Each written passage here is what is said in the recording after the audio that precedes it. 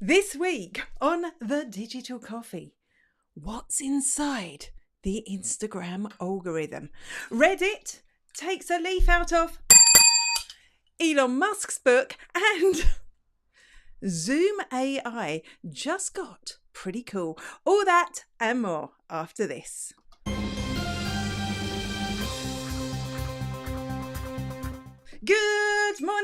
Good morning, and welcome to The Digital Coffee. This is your weekly dose of digital marketing and social media news for small business.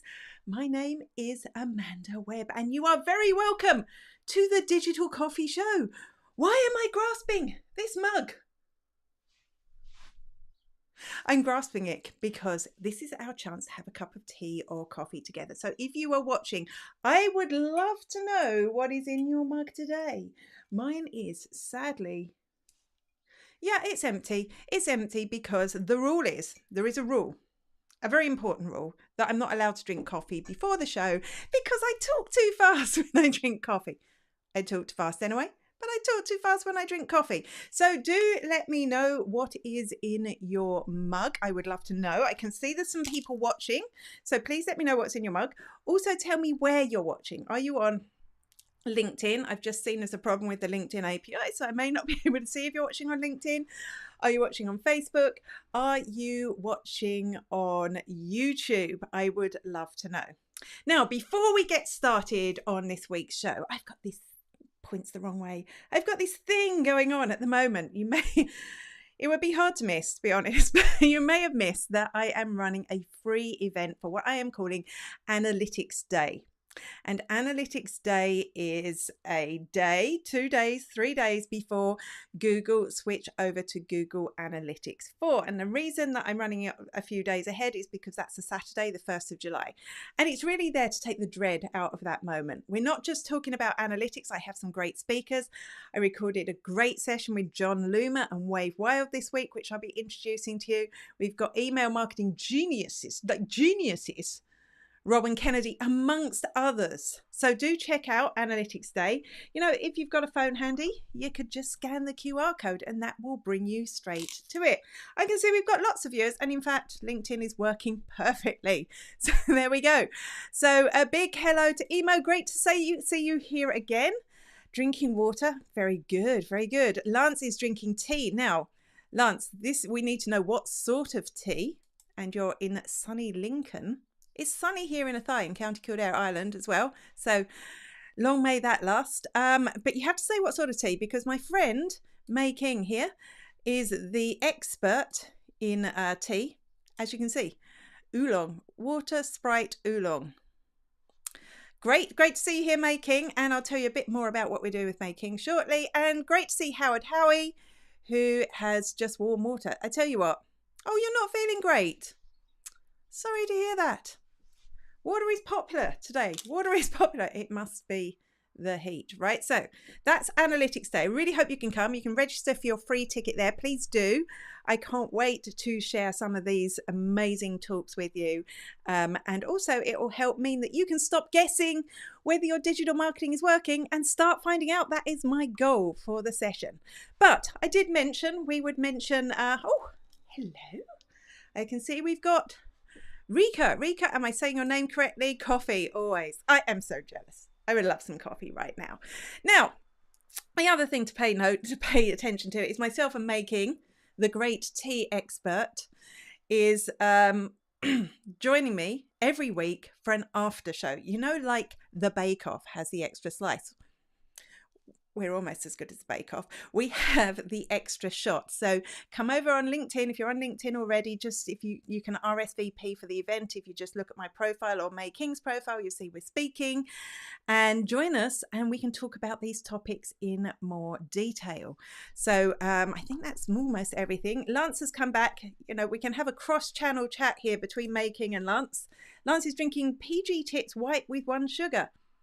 That's about as healthy as it gets. Well, you know what? I always think we all have our special way we like our tea, right? I'm in Ireland, and Barry's tea wins Ireland. For me, it's Barry's every single time. I like it strong with a drop of milk. That's my cup of tea. But May King, now she likes all tea. She's not snobby at all. She likes everything, all the posh teas, all the normal teas, Barry's tea, PG tips. So you two need to chat. But enough about tea. That's not what we're here for, is it? We want to know the news. Hi, I'm Carol Phillips from Laguna Beach, California, and I'm here watching Digital Coffee with Amanda Webb. Hi! How can you get your posts seen more on Instagram? The Instagram algorithm used to be quite a simple thing, but over time it seems to get more and more complicated. In fact, so complicated that Instagram boss Adam Mosseri, we can never really work out how I'm supposed to say his name, has announced yet again what the algorithm does. And he says it's been a year since he last did it and there's been lots of updates. Now, the weird thing is for this, I don't think there's much new here at the moment, but it's always worth looking at a refresh. So the first thing he says is that each part of Instagram has its own algorithm. So Stories has its own algorithm, Reels, the feed, the Explore tab, they all have their own individual algorithm. And then he breaks it down into sections. He's got a video and he's got a blog post, which if you're watching on Facebook or LinkedIn, I will link to below afterwards. And what I found really interesting about this is 3 of those feeds, Stories, Reels, and the feed, all have similarities in the algorithm. He says they all have different things that help them rank, and I can see that's the thing, but 3 of them have similarities. And these 3 similarities are things that have been part of the algorithm, not just on Instagram, but the Facebook algorithm since day one, since it arrived on Facebook, and they called it Edge Rank. So I thought it was worth looking at those 3 similarities. And what are they? Number 1, get engagement and get it fast. If people engage with your content really as soon as you post it, they'll realize that it's a good, interesting post. It's hitting all the right notes. It will get more reach. Secondly, your content will get seen by people who are interested in content like the content you posted. So if you're interested in cats, you will see more posts about cats because Instagram has identified you're interested in that. So this is both to your followers and suggested posts that you'll see. So you'll see a lot of posts, or I'll see a lot of posts about cats from people I don't follow already. And hopefully they'll pick up some new followers by being able to distribute that content to people who are interested. Thirdly is people who have a history with you.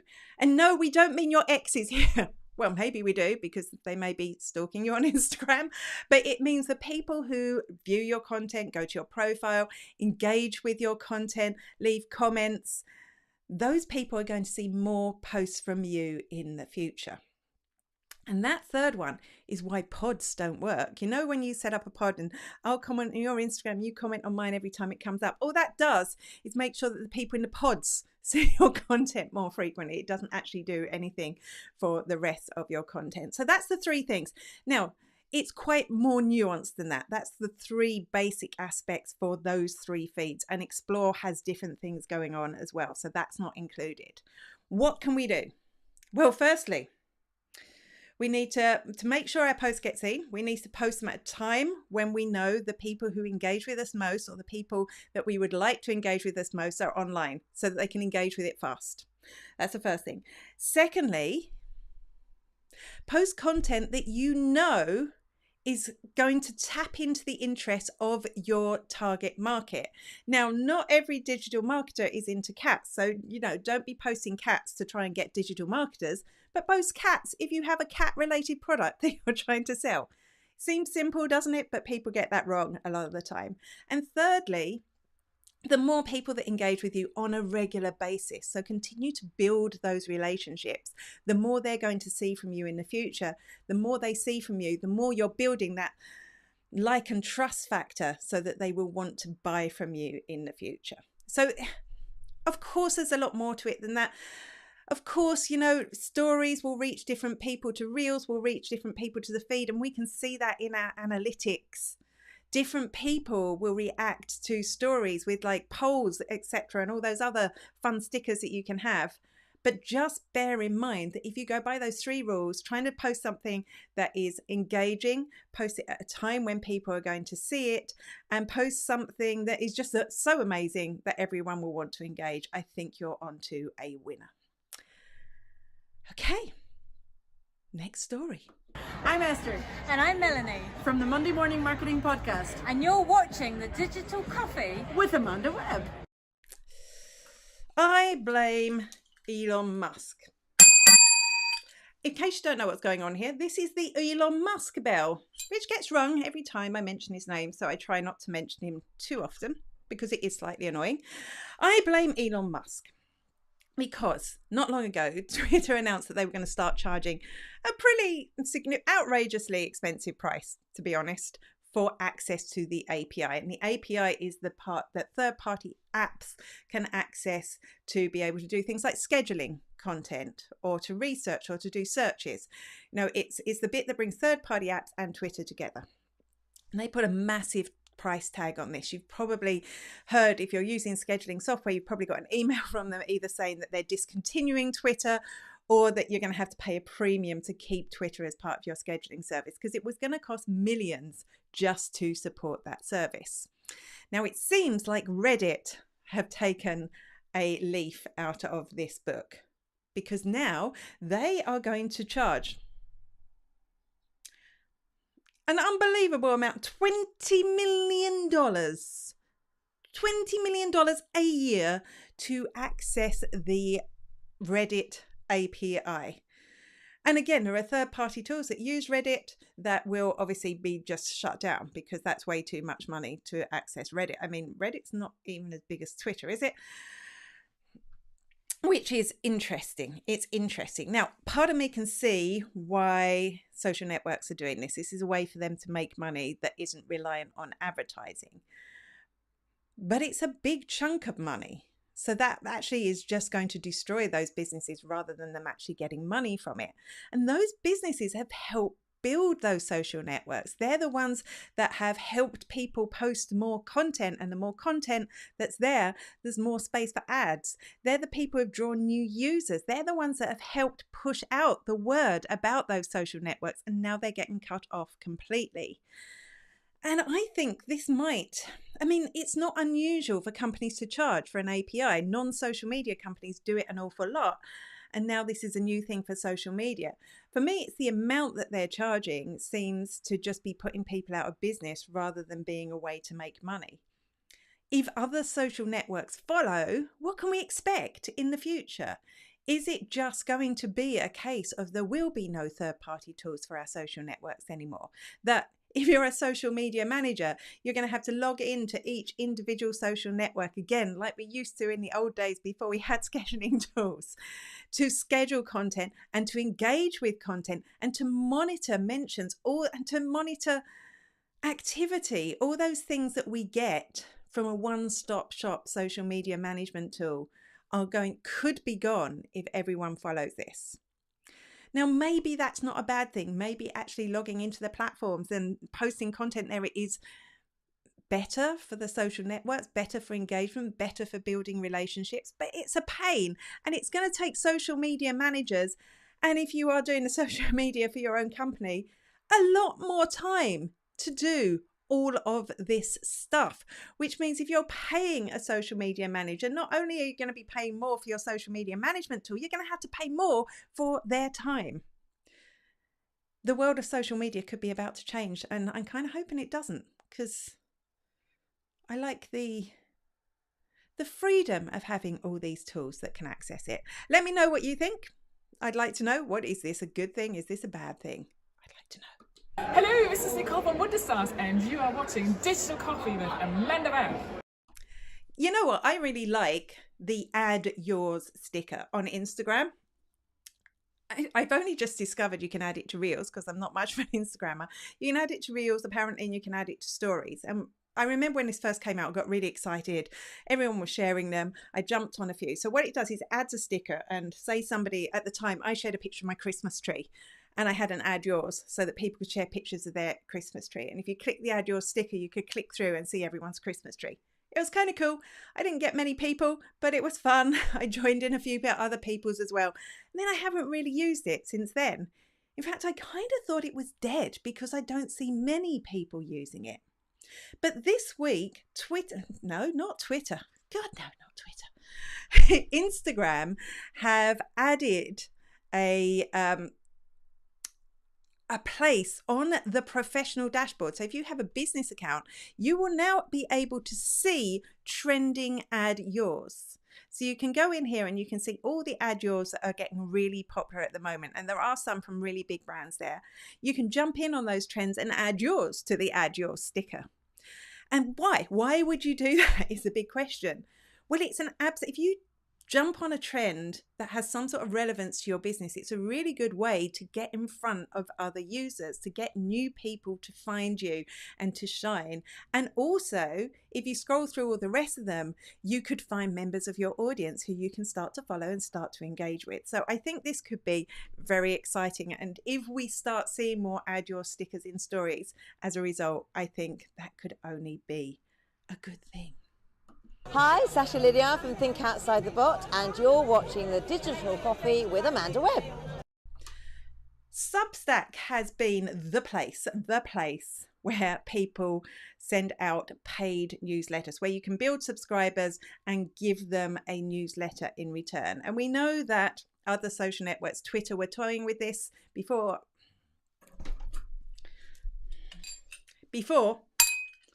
took over. They were toying with the idea of this. You were able to set up a newsletter and you were able to charge for it. And Substack has owned this space. But now there's a new player in the market, and that player is WordPress. WordPress have brought in a newsletter tool. This is for WordPress.com. That's the WordPress you pay a monthly subscription for, rather than the whole big, you download the app and upload it on your own service. They've launched a newsletter service at the end of last year, and now they are giving you an option to create a paid newsletter. Why would you do this? Well, firstly, creators. This is going to be great for creators. It's another way for them to monetize their content, have an income stream, and I'm assuming they get access to those email addresses, so it could be portable as well. It's not a case of they're stuck on the WordPress newsletter.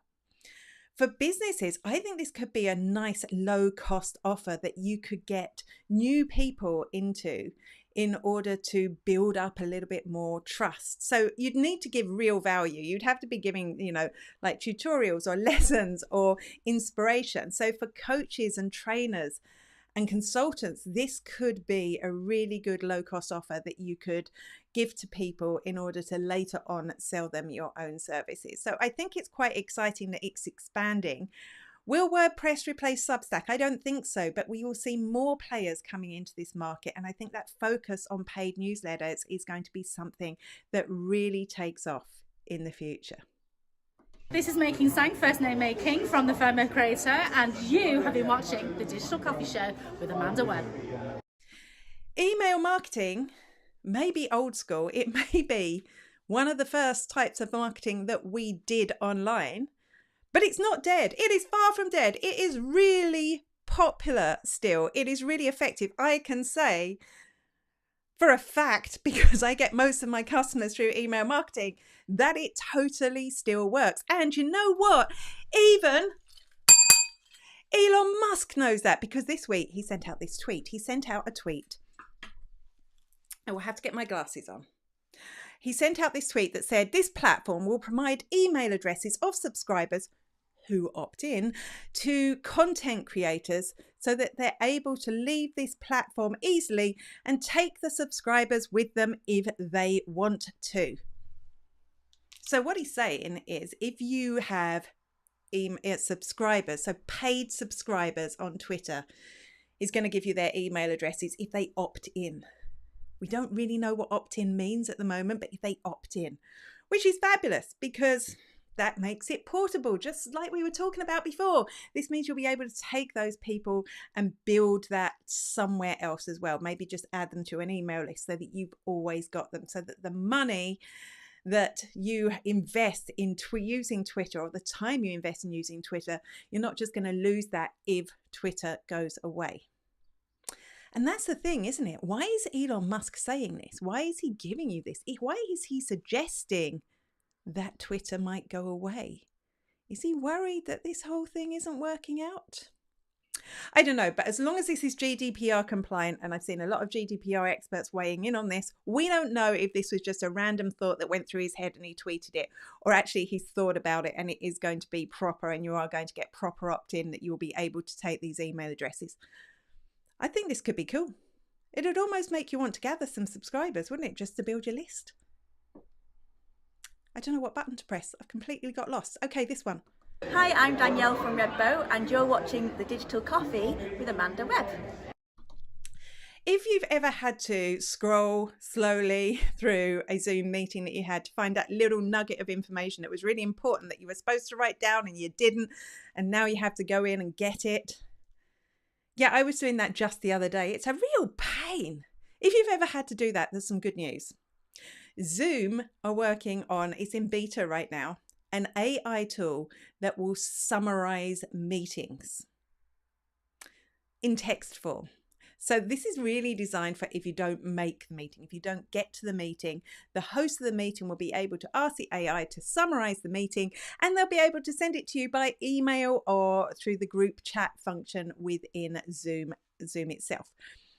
Even better though, if you turn up late for the meeting, like don't ever turn up late for a Zoom meeting, but if you turn up late for the meeting, instead of disrupting the meeting so that you can catch up with what you've missed, you'll be able to ask the Zoom chatbot to tell you what you've missed and it'll give you a summary, which is pretty epic.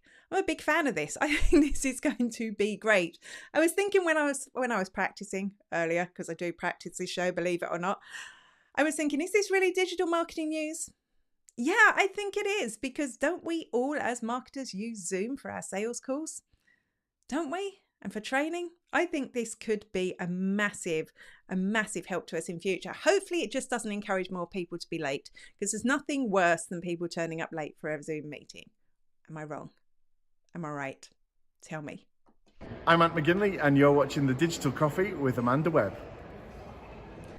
What Snapchat does, Instagram copies. Ever since it first copied stories, it's had an eye on Snapchat. It does almost everything.